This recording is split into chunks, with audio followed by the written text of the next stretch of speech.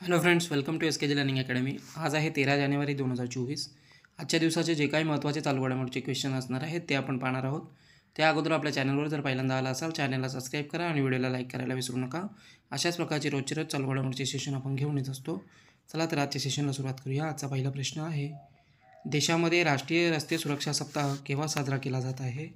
योग्य उत्तर होईल ऑप्शन क्रमांक बी 11 ते 17 जानेवारी। दरवर्षी 11 ते 17 जानेवारी हा आठवडा राष्ट्रीय सुरक्षा सप्ताह म्हणून देशामध्ये साजरा केला जातो। रस्ते सुरक्षासंबंधित लोकांमध्ये जागरूकता निर्माण करण्याच्या उद्देशाने हा सप्ताह आयोजित केला जात असतो।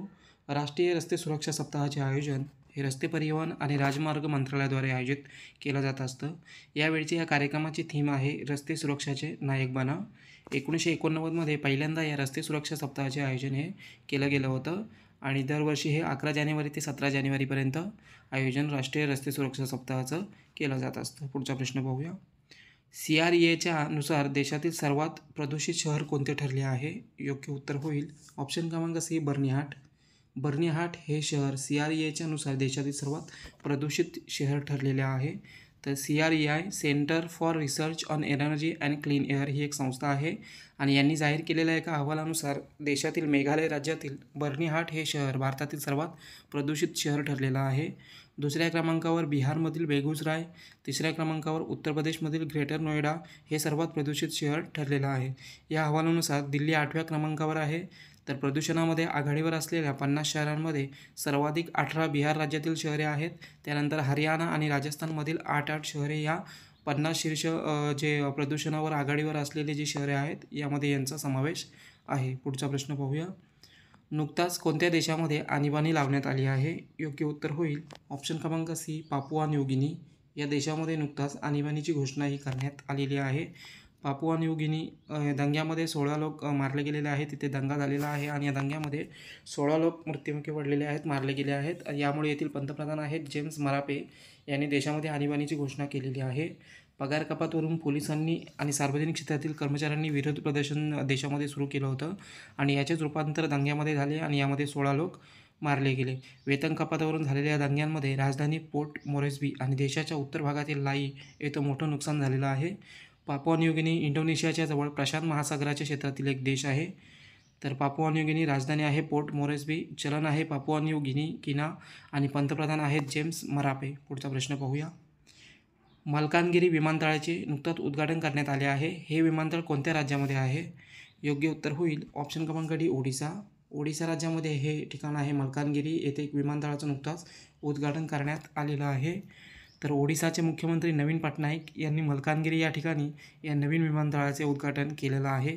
हे विमानतळ 233 एकर क्षेत्रामध्ये आहे आणि यासाठी 70 करोड रुपये इतका खर्च आलेला आहे। या विमानतळाच्या उद्घाटनाने आता ओडिसामधील एकूण विमानतळांची संख्या ही 7 झाली आहे। तर ओडिसामध्ये नवीन विमानतळ झालेलं आहे। ओडिसा स्थापना झालेली आहे 1 एप्रिल 1936। राजधानी आहे भुवनेश्वर। मुख्यमंत्री आहेत नवीन पटनाईक आणि राज्यपाल आहेत रघुवर दास। पुढचा प्रश्न पाहूया। उत्कृष्ट यशासाठीचा इंडियन ऑफ द इयर 2023चा पुरस्कार कोणाला देण्यात आला आहे? योग्य उत्तर होईल ऑप्शन क्रमांक ए इस्रो। इंडियन स्पेस रिसर्च ऑर्गनायझेशनला हा उत्कृष्ट यशासाठीचा इंडियन ऑफ द इयर 2023चा पुरस्कार नुकताच प्रदान करण्यात आलेला आहे। केंद्रीय मंत्री जितेंद्र सिंग यांच्या हस्ते इस्रोला 2023 या वर्षातील उत्कृष्ट यशासाठीचा इंडियन ऑफ द इयर पुरस्कार प्रदान केला गेला आहे।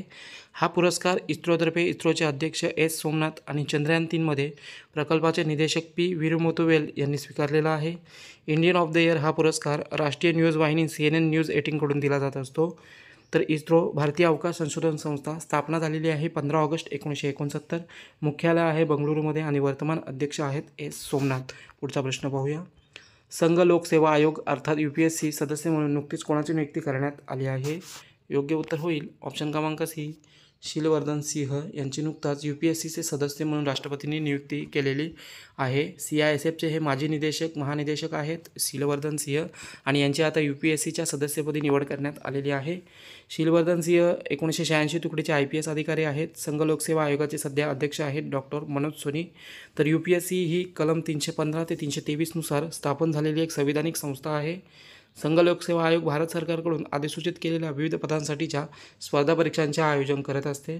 भारताच्या राष्ट्रपतींकडून संघ लोकसेवा आयोगाचे अध्यक्ष आणि सभासद यांची निवड केली जाते. UPSCच्या प्रत्येक सदस्याचा कार्यकाळ हा 6 वर्ष किंवा वयाची 65 वर्ष पूर्ण होईपर्यंत त्यांना पदावर राहता येतं. पुढचा प्रश्न पाहूया. कोणत्या कंपनीने अलीकडेच कृष्णा गोदावरी खोऱ्यामध्ये प्रथमच तेल उत्पादन सुरू केलं आहे? योग्य उत्तर होईल ऑप्शन क्रमांक A ONGC. Oil and natural gas corporation या कंपनीने नुकताच कृष्णा गोदावरी खोऱ्यामध्ये प्रथमच तेल उत्पादन सुरू केलेलं आहे. ONGC कंपनीने देशाला ऊर्जेच्या बाबतीत स्वयंपूर्ण करणे हा या प्रकल्पाचा उद्देश आहे. ONGC ही एक भारत सरकारची महारत्न कंपनी आहे आणि नुकताच कृष्णा गोदावरी खोऱ्यामध्ये तेल उत्पादन सुरू केलेलं आहे. तर ONGC oil and natural gas corporation of India स्थापना झालेली आहे 14 ऑगस्ट 1956. मुख्यालय आहे नवी दिल्लीमध्ये आणि अध्यक्ष आहेत अरुण कुमार सिंग. पुढचा प्रश्न पाहूया. अग्निशमन सेवा, नागरी संरक्षण आणि होमगार्ड्सचे महासंचालक म्हणून कोणाची नियुक्ती करण्यात आली आहे? योग्य उत्तर होईल ऑप्शन क्रमांक D विवेक श्रीवास्तव. विवेक श्रीवास्तव यांची अग्निशमन सेवा, नागरी संरक्षण आणि होमगार्डचे महासंचालक म्हणून नुकताच नियुक्ती करण्यात आलेली आहे. विवेक श्रीवास्तव यांची 1989 गुजरात केडरचे IPS अधिकारी आहेत. विवेक श्रीवास्तव 30 जून 2025 पर्यंतच्या कालावधीसाठी यांची या पदावर नियुक्ती करण्यात आलेली आहे. ते सध्या इंटेलिजन्स ब्युरोमध्ये विशेष संचालक म्हणून कार्यरत होते. अग्निशमन सेवा, नागरी संरक्षण आणि होमगार्ड यांचे कार्य हे केंद्रीय गृह मंत्रालयाच्या मार्फत चालत असते आणि आता नुकताच केंद्रीय मंत्रिमंडळाच्या नियुक्ती समितीने विवेक श्रीवास्तव यांची अग्निशमन सेवा, नागरी संरक्षण आणि होमगार्ड महासंचालक म्हणून नियुक्तीला मंजुरी दिलेली आहे. पुढचा प्रश्न पाहूया. फिनटेक कंपनी फोनपेने कोणाला जागतिक मुख्य कार्यकारी अधिकारी म्हणून नियुक्त केला आहे? योग्य उत्तर होईल ऑप्शन क्रमांक B रितेश पै. रितेश पै यांना फिनटेक कंपनी आपली फोनपे जी आहे या कंपनीने जागतिक मुख्य कार्यकारी अधिकारी म्हणून नियुक्त केलेला आहे. रितेश पै यांना भारतीय फिनटेक कंपनी आहे फोनपे आणि याआधी रितेश पै यांनी UKमधील फिनटेक कंपनी टेरापेमध्ये काम केलेलं आहे. फोनपेचे देशभरात सुमारे 500 दशलक्ष नोंदणीकृत वापरकर्ते आणि 37 दशलक्ष व्यापारिक नेटवर्क आहे. फोनपे या कंपनीची सुरुवात 2015मध्ये बंगळुरू येथे करण्यात आली आहे. पुढचा प्रश्न पाहूया. कोणत्या विमानतळाला 2023 स्कायट्रॅक्सचा जगातील सर्वोत्कृष्ट विमानतळाचा पुरस्कार देण्यात आला आहे? योग्य उत्तर होईल ऑप्शन क्रमांक A चांगी विमानतळ सिंगापूर. या विमानतळाला हा स्कायट्रॅक्सचा जगातील सर्वोत्कृष्ट विमानतळाचा 2023चा पुरस्कार देण्यात आलेला आहे. तर स्कायट्रॅक ही एक हवाई वाहतूक संशोधन संस्था आहे आणि या संस्थेने सादर केलेल्या प्रतिष्ठित पुरस्कारानुसार सिंगापूरच्या चांगी विमानतळाला जगातील सर्वोत्कृष्ट विमानतळाचा मान मिळाला आहे. गेल्या 2 वर्षापासून कतारच्या हमाद आंतरराष्ट्रीय विमानतळाला मागे टाकत चांगी विमानतळाने 12व्यांदा अव्वल स्थान मिळवलेलं आहे. स्कायट्रॅक्स हा पुरस्कार विमान वाहतूक उद्योगातील एक महत्त्वाचा पुरस्कार समजला जातो. प्रवाशांसाठीच्या आंतरराष्ट्रीय उत्कृष्ट विमानतळ सेवा आणि सुविधांच्या सर्वेक्षणानुसार हा पुरस्कार प्रदान केला जातो. पुढचा प्रश्न पाहूया. IIT मद्रासचे नवीन कॅम्पस कोणत्या देशामध्ये सुरू करण्यात येणार आहेत? योग्य उत्तर होईल ऑप्शन क्रमांक B श्रीलंका. श्रीलंका या देशामध्ये IIT मद्रासचे नवीन कॅम्पस सुरू होणार आहेत. तर नुकताच श्रीलंकेचे शिक्षण मंत्री आहे डॉक्टर सुशील प्रेमजयंता यांनी सांगितले आहे की श्रीलंकेतील कँडी येथे IIT मद्रासचे नवीन कॅम्पस सुरू करण्यात येणार आहेत. श्रीलंकेचे राष्ट्रपती रणिल विक्रमसिंघे यांनी अर्थमंत्री म्हणून सादर केलेला 2024च्या अर्थसंकल्पामध्ये हा प्रस्ताव सादर करण्यात आलेला होता. यापूर्वी IIT मद्रासने नोव्हेंबर 2023मध्ये तंजानियामध्ये आपले कॅम्पस सुरू केले होते. पुढचा प्रश्न पाहूया. रेल्वे बोर्डाच्या सचिवपदी कोणाची नियुक्ती करण्यात आली आहे? योग्य उत्तर होईल ऑप्शन क्रमांक B अरुणा नायर. अरुणा नायर यांची नुकताच रेल्वे बोर्डाच्या नवीन सचिवपदी नुकताच नियुक्ती करण्यात आलेली आहे. तर हे होते आजच्या दिवसाचे काही महत्त्वाचे चालू घडामोडीचे क्वेश्चन. सेशन कसा वाटला कमेंटद्वारे कळवा. चॅनलला सबस्क्राईब करा आणि व्हिडिओला लाईक करायला विसरू नका. धन्यवाद.